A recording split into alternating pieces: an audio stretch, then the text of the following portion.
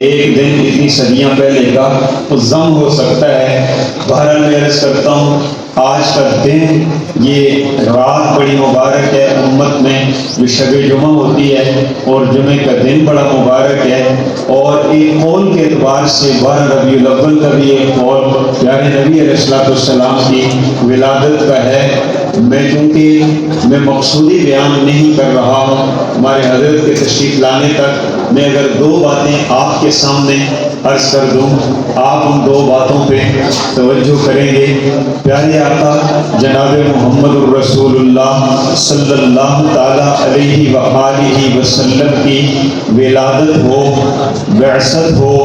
نزول قرآن ہو یا معراج ہو، یہ چار چیزیں میں چن رہا ہوں۔ ولادت رسول، بعثت رسول، نزول قرآن اور شب معراج، سفر معراج، ان چاروں کے بارے میں ایک اتھینٹک قول نہیں ہے، ایک ڈن قسم کی تاریخ آ جائے کہ یہ ہے، اس کے علاوہ کوئی نہیں ہے۔ سوال پیدا ہوتا ہے چاروں ہی بڑے موقع ہیں، ان کو اقوال میں چھپا کیوں دیا گیا؟ ایک سبق ہمیں دیا گیا اور وہ سبق بڑا پیارا ہے کہ ولادت رسول ہو، پیغمبر صلی اللہ علیہ وسلم کی آمد ہو، حضور کی بعثت اور رسالت کا آغاز ہو، قرآن مجید کا نزول، اسلامی شریعت کی وحی کے نزول کا دن ہو، یا پیارے نبی علیہ السلام کے معجزوں میں بڑے معجزے، آسمانوں کی سیر اور اس وقت جب نماز کا تحفہ لے کے آنے کا دن ہو، ان سب کا تعلق تاریخ کے ساتھ نہیں ہے، عمل کے ساتھ ہے۔ عمل کے لیے تاریخ کا طے ہونا ضروری ہے ہی نہیں، عمل کے ساتھ ہے، کردار کے ساتھ ہے۔ مسلمان جس وقت یہ طے کر لے رب ذوالجلال کی عظیم نعمت، نعمت عظمیٰ، اللہ نے اپنے خزانے کی سب سے بڑی نعمت ہمیں عطا کی ہے اور پھر ہمیں ہی نہیں عطا کی۔ میں کبھی محظوظ ہوتا ہوں، تنہائی میں بیٹھتا ہوں تب بھی یہ حدیث سوچ کر محظوظ ہوتا ہوں۔ میں جس وقت بیان کرتا ہوں آپ کو اندازہ نہیں ہوتا ہوگا، یہ حدیث جب میں بیان کرتا ہوں تو میری کیفیت کچھ اور ہوتی ہے، میرا وجدان کچھ اور کہہ رہا ہوتا ہے۔ اس کیفیت کے ساتھ میں یہ حدیث آج پھر پڑھنے لگا ہوں کہ پیارے نبی علیہ السلام کتنی محبت بھرے جملوں کے ساتھ ہمیں ارشاد فرماتے ہیں، انا حظکم من الانبیاء وانتم حظی من الامم۔ جب رب ذوالجلال عالم تقدیر کے اندر نبیوں میں امتیں تقسیم کر رہے تھے، امتوں میں انبیاء تقسیم کر رہے تھے، فلاں نبی فلاں امت کو دے دیا جائے اور فلاں امت فلاں نبی کو دے دی جائے، حضور مجھے اور آپ کو قیامت تک آنے والے ہر امتی کو خطاب کر کے پیارے آقا ارشاد فرما رہے ہیں، وہ گھڑی، وہ گھڑی، وہ وقت، وہ لمحہ کتنا نصیب اور اعلیٰ تھا کہ اس لمحے اور اس گھڑی اور اس وقت میں تم میرے حصے میں آگے، میں محمد تمہارے حصے میں آگے، میں تم میرے حصے میں آگے، میں تمہارے حصے میں آ گیا۔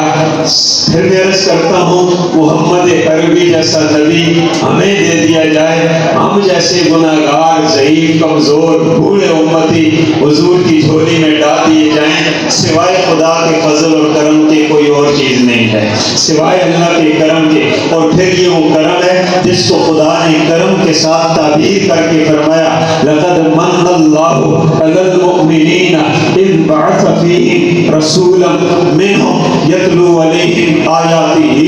اللہ نے تم پہ احسان کیا، اپنا رسول تم ہی میں سے اللہ نے